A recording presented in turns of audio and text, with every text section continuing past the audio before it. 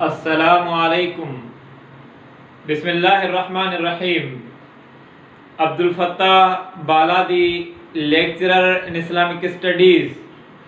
Government boys degree college Shahpur Chakar. First year class اسلامیات subject میں آج لیکچر نمبر 12 ہے اور چیپٹر نمبر 2 ہے، باب دوسرا، اسلامی تشخص میں سے جو سیریل چل رہی ہے ارکان اسلام کی سیریز میں، تو اس میں آج ہمارا لیکچر ہے صوم، روزہ۔ جیسا کہ ارکان اسلام 5 ہیں، جس میں کلمہ شہادت کی تفصیل ہو چکی، اور اس کے بعد نماز کی تفصیلات اور کتاب کی ترتیب میں فرسٹ ایئر نصاب کی کتاب کی جو ترتیب ہے اس میں روزے کے حوالے سے آج ہمارا ٹاپک ہے۔ دیکھیں، قرآن مجید میں اللہ رب العالمین نے مختلف عبادات کا تذکرہ فرمایا ہے، اور مختلف انداز سے جب بات روزے کی آتی ہے تو یہ بھی ایک عظیم الشان عبادت ہے، اور اس عبادت کا بھی انسان کو ذاتی زندگی کے اندر جسمانی بھی فائدہ ہوتا ہے، روحانی بھی فائدہ ہوتا ہے، اور نظریاتی طور پر بھی بہت سارا فائدہ انسان کا ہے۔ اللہ رب العالمین نے اسی روزے کے متعلق جو قرآن مجید کے اندر تذکرہ فرمایا ہے وہ بھی انتہائی آسان فہم کے اندر اور عظیم الشان تذکرہ اللہ رب العالمین نے روزے کے حوالے سے ذکر کیا ہے۔ تو یہ عبادت بھی ارکان اسلام میں اسلام کی اس عمارت کے اندر بنیاد اور اساس میں شامل ہے۔ عربی زبان میں اس کو صوم کہا جاتا ہے، ویسے اس کو روزہ کہتے ہیں اپنی مقامی زبانوں کے اندر، فارسی کے اندر یا اردو وغیرہ کے اندر۔ تو صوم یہ واحد ہے لفظی معنی۔ صوم کی لفظی معنی ہے رک جانا، اپنے آپ کو روک دینا، رک جانا، کسی بات سے، کسی کام سے، کوئی اسٹیپ اٹھانے سے پہلے ہی رک جانا، کوئی اسٹیپ نہ اٹھانا۔ تو رک جانا، کنٹرول کر لینا، ضبط کر لینا، اپنے آپ پر قابو کر لینا، یہ لفظی معنی ہے لفظ صوم کی۔ صوم واحد ہے اور اس کی جمع صیام آتی ہے۔ ایم سی کیو میں بھی سوال آ سکتا ہے کہ صوم کی جمع کیا ہے، یا پھر صیام کی واحد کیا ہے، یا پھر روزے کو عربی میں کیا کہا جاتا ہے۔ تو عربی زبان کا لفظ ہے صوم، جس کی لفظی معنی ہے رک جانا، اور اس کی جمع ہے صیام۔ اصطلاح کے اندر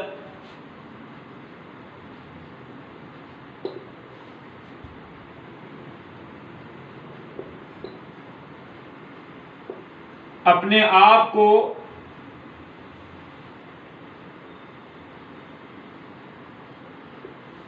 صبح صادق سے لے کر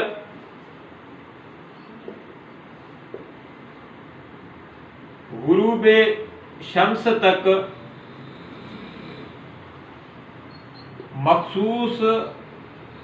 کاموں سے روک لینا، اللہ کی خوشنودی کے لیے۔ اگر ہم اس طرح کی ڈیفینیشن کو دیکھ لیں کہ اپنے آپ کو صبح صادق سے لے کر غروب شمس، سورج غروب ہونے تک، یہ ٹائم پیریڈ ہے روزے کا، تو تب تک مخصوص کاموں سے روک لینا اللہ کی خوشنودی کے لیے، اللہ رب العالمین کی رضا کے لیے۔ یہ ہے روزے کا، یعنی روزے کی ڈیفینیشن، روزے کی تعریف۔ صبح سحری کا وقت ہے، اور اس کے بعد صبح صادق یعنی صبح کا ٹائم جب شروع ہونے لگتا ہے تو یہاں سے لے کر غروب شمس تک اپنے آپ کو روکے رکھنا، مخصوص کاموں سے۔ گناہ کے کام تو ویسے ہی نہیں کرنے، لیکن کچھ حلال کاموں سے بھی، جیسے کھانا پینا وغیرہ ہے، مباشرت کے کام ہیں یا دیگر چیزیں کچھ جس کے اندر اسلام نے پابندی لگائی ہے کہ روزے کی کیفیت میں آپ مخصوص حلال کام بھی نہیں کر سکتے. تو یہ ہے روزے کی ڈیفینیشن، روزے کی تعریف. عربی زبان کا لفظ ہے صوم، جس کی جمع آتی ہے سیام، اور اس کی ڈیفینیشن لکھ دی کہ اپنے آپ کو صبح صادق سے لے کر غروب شمس، سورج غروب ہونے تک مخصوص کاموں سے روک لینا اللہ رب العالمین کی خوشنودی کے لیے، اس کو کہا جاتا ہے روزہ. جیسا کہ اللہ رب العالمین نے قرآن مجید میں ذکر فرمایا، یا ایھا الذین آمنوا کتب علیکم الصیام کما کتب علی الذین من قبلکم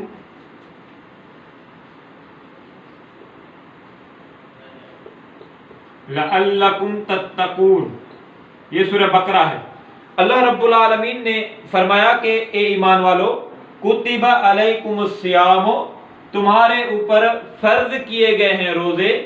کما کتب علی الذین من قبلکم، صرف تمہارے اوپر یہ فرض نہیں ہے، اللہ فرماتا ہے کہ تم سے پہلے جو لوگ گزر چکے ان کے اوپر بھی روزے فرض کیے گئے تھے، لعلکم تتقون، تاکہ تم پرہیزگار بن جاؤ، تاکہ تم پرہیزگار بن جاؤ، تقوی والے بن جاؤ، اللہ رب العالمین کا خوف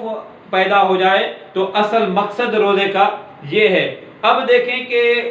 ایک ہماری سوچ لا علمی کے طور پر بھی مسلمانوں کے اندر رائج ہے، عبادات دیگر جیسے نماز کے متعلق یا دین اسلام کے متعلق مطلقاً کہہ دیتے ہیں کہ دین مشکل ہے، دین بہت زیادہ مشکل ہے، اور کیسے اس کے اوپر عمل کریں، کافی دقتیں ہیں، کافی تکلیفیں ہیں. آپ دیکھیں کہ اللہ رب العالمین نے جب یہ تذکرہ قرآن مجید کے اندر ذکر فرمایا تو اللہ رب العالمین نے اس تذکرے میں فرمایا کہ یرید اللہ بکم اليسر ولا یرید بکم العسر، کہ لوگوں تمہارے لیے اللہ آسانی چاہتا ہے، اللہ رب العالمین تمہارے لیے مشکل نہیں چاہتا، اللہ رب العالمین تمہارے لیے تنگی نہیں چاہتا. اب دیکھیں کہ روزہ اللہ رب العالمین نے تذکرہ فرمایا کہ تم سے پہلے لوگوں پر بھی فرض تھا. اس امت کے فضائل کی اگر بات کریں اور اس امت کے لیے جتنی رعایت، اس امت کے لیے جتنی کرم نوازی، اس امت کے لیے جتنی مہربانی اور آسانی اللہ رب العالمین کی طرف سے ملی ہے، کسی اور امت کو اس طرح کی آسانی فراہم نہیں ہوئی. جیسے کہ نماز کے تذکرے میں بھی آپ نے سنا کہ 50 نمازیں فرض ہوئی، 45 معاف کرائی محمد مصطفیٰ صلی اللہ علیہ وسلم نے امت کے لیے، اور 5 رکھی گئی، اور اس 5 میں بھی کہا گیا کہ یہ 5 پڑھیں اور ان کو اجر ثواب جو ملے گا وہ 50 کا ملے گا. اب روزے کے متعلق آتے ہیں کہ روزے میں بھی آسانیاں اللہ رب العالمین نے رکھی ہیں. روزہ بہت ہی انسان کو تبدیل کرنے کے لیے بہت ہی بہترین قسم کا عمل ہے،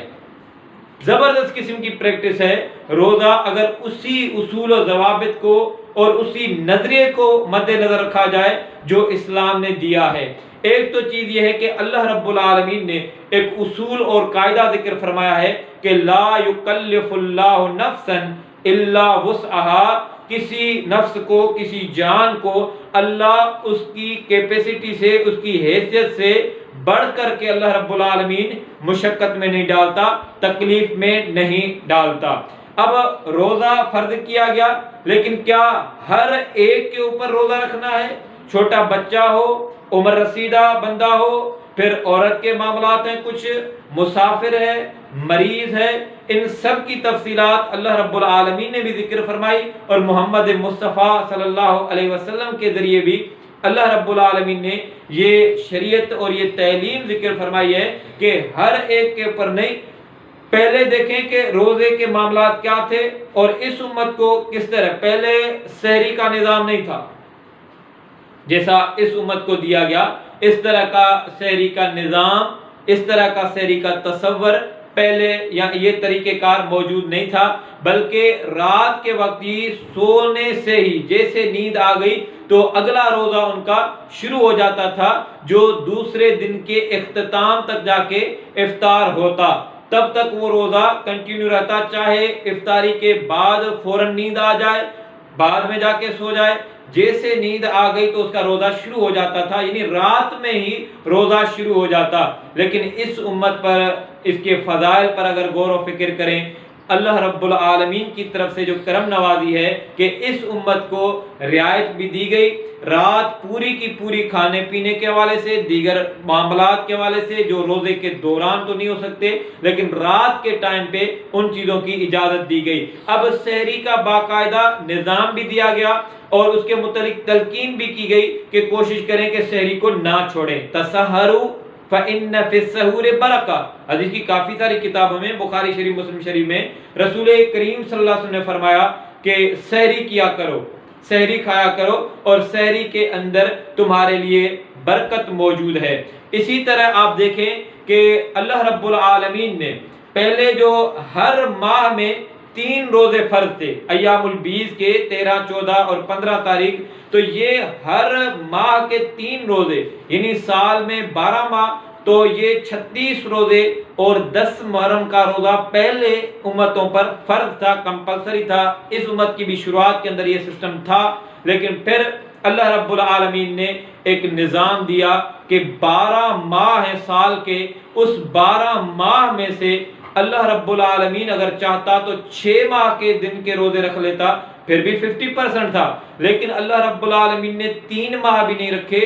2 ماہ بھی نہیں رکھے، 12 ماہ میں سے 11 ماہ، جس کی دن بھی جس کی راتیں بھی اللہ رب العالمین نے بالکل اجازت دے رکھی۔ 1 ماہ کے بھی دن، یعنی 1 ماہ کی راتوں کے روزے نہیں ہیں، 1 ماہ سال میں، اور اس کے صرف دن کے روزے رکھنے ہیں کہ شہر رمضان الذی انزل فیہ القرآن ھدی للناس وبینات من الھدی والفرقان، کہ اللہ رب العالمین نے رمضان المبارک کا بابرکت ماہ انتخاب فرمایا اس روزے جیسی عظیم عبادت کے لیے۔ اب اس روزے کے اندر بندے کے پاس سیکھنے کے لیے بہت کچھ موجود ہے۔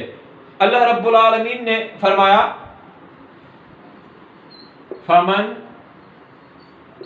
شہد منکم الشہر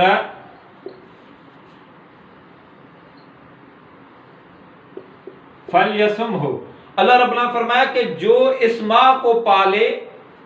جو اس ماہ کو پا لیتا ہے تو فلیصمہ، اس کو چاہیے، اس کے اوپر لازمی ہے کہ وہ روزے رکھے گا، اس کو روزے رکھنے پڑیں گے۔ اب اس روزے کا مقصد کیا ہے؟ اللہ رب العالمین نے فرمایا کہ تمہارے لیے اللہ آسانی چاہتا ہے، مشکل تنگی اللہ رب العالمین نہیں چاہتا، تو اس میں بندہ بظاہر طور پر اس کو مشکلات تو ہے،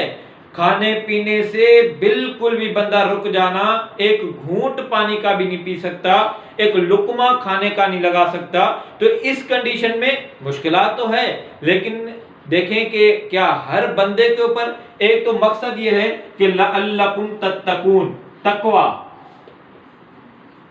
تقوی کس کو کہتے ہیں؟ اللہ رب العالمین نے روزے کے مقصد میں تقوی کا جو تذکرہ کیا ہے، ہم اسی کے اوپر اگر غور و فکر کریں کہ روزے کا مقصد، اس روزہ عظیم الشان عبادت، اس کے فضائل کا بھی تذکرہ ہم کرتے ہیں، تو تقوی کا اللہ رب العالمین یہاں پر تذکرہ فرما رہے ہیں کہ ہم نے مقصد جو رکھا ہے نا، وہ تقوی، تاکہ لوگوں کے اندر پرہیزگاری آ جائے، لوگوں کے پاس تقوی آ جائے۔ تقوی اللہ رب العالمین کے ڈر سے، اللہ کے خوف سے گناہوں کے کام کو چھوڑنے کا نام ہے۔ نیکی کی رغبت، نیکی کی ترغیب، نیکی کے کام کرنا تو اپنی جگہ پر ٹھیک، لیکن تقوی اس اسٹیپ سے کچھ آگے ہے۔ تقوی کا مقصد ہے کہ اللہ رب العالمین کے ڈر سے، اللہ کے خوف سے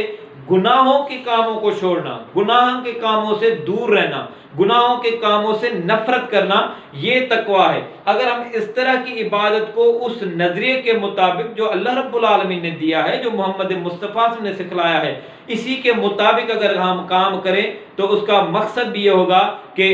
تقوی آ جائے گی، پرہیزگاری اللہ رب العالمین کا خوف آ جائے گا۔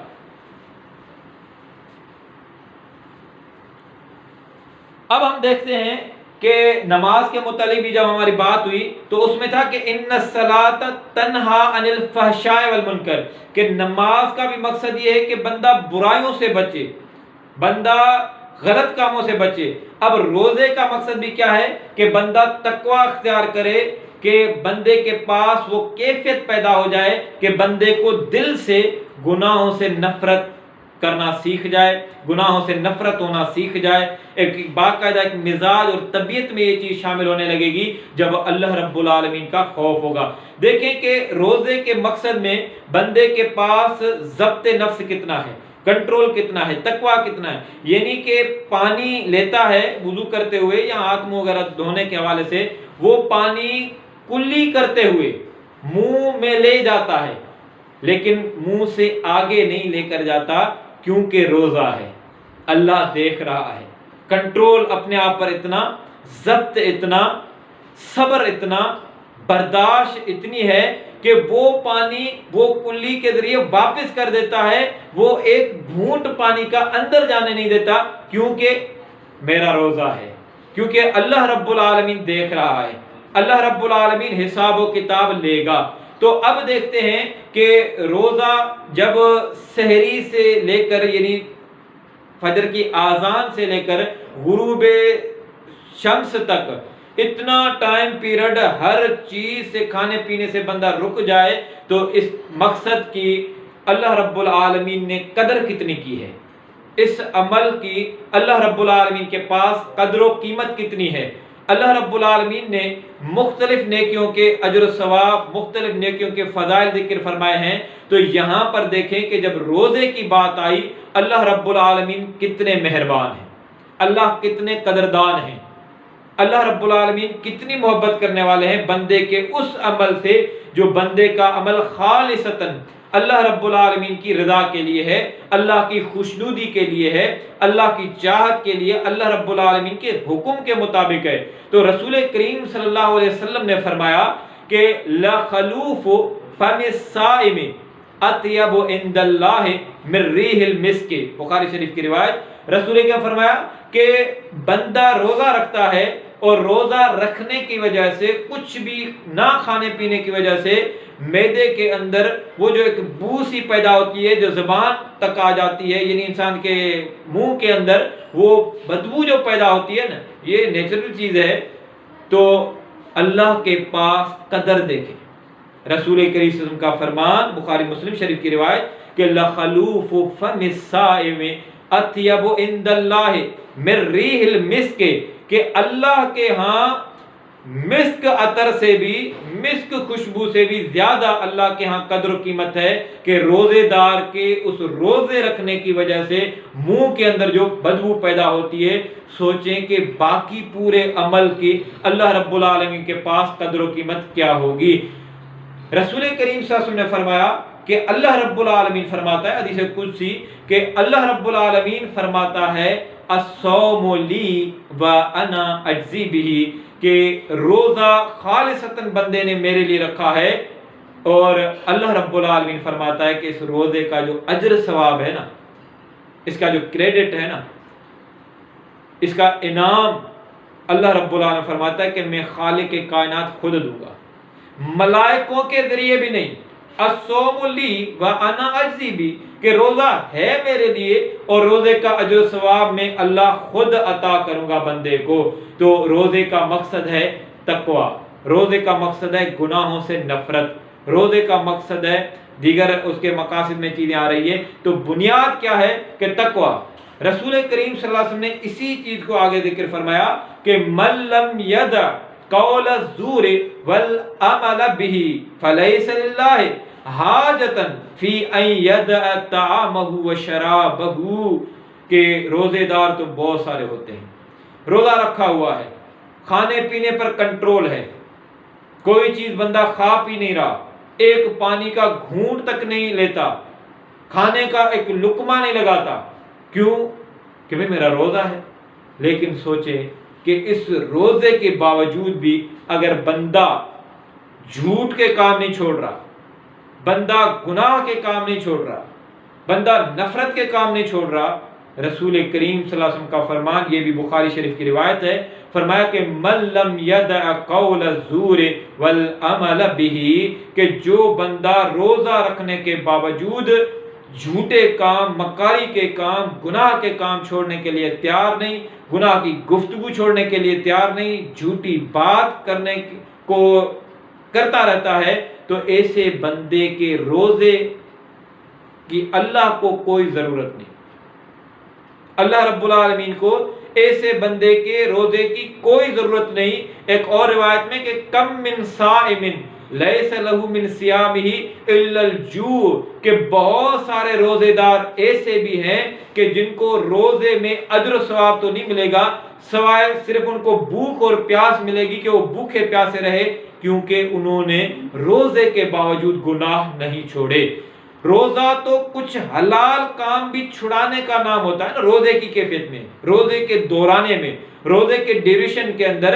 حلال کام بھی بعض اوقات بندہ چھوڑ دیتا ہے، کھانا پینا ہے، مباشرت کے کام ہے، تو یہ بندہ چھوڑ دیتا ہے روزے کے دوران۔ لیکن روزے کے دوران بندہ گناہ کے کام، اللہ رحم فرمائے، اللہ رحم فرمائے، ہماری سوچوں کو اللہ رب العالمین چینج کرے، تبدیل کرے، کہ ہم دیکھیں کہ ہمارے روزے کس طرح کے ہیں، ہمارے روزے کس کیٹیگری میں آتے ہیں، تقوی والی کیٹیگری میں آتے ہیں، یا رسمن عادتن ہم نے روزہ رکھ لیا ہے لیکن روزہ سے ہم نے سیکھا کیا؟ نماز ہم پڑھتے رہتے ہیں لیکن نماز سے ہم نے سیکھا کیا ہے؟ اس نماز کا اثر ہماری پرسنل لائف کے اندر، ہمارے کریکٹر پہ، ہمارے کردار پہ کس طرح کا اس کا اثر آیا ہے؟ تو اسی چیز کو مد نظر رکھیں کہ روزہ بھی انسان کو سکھلانے آتا ہے۔ تو جب بندہ اتنا کنٹرول کر جاتا ہے تو گناہوں پر کنٹرول کرنا یہی مقصد ہے۔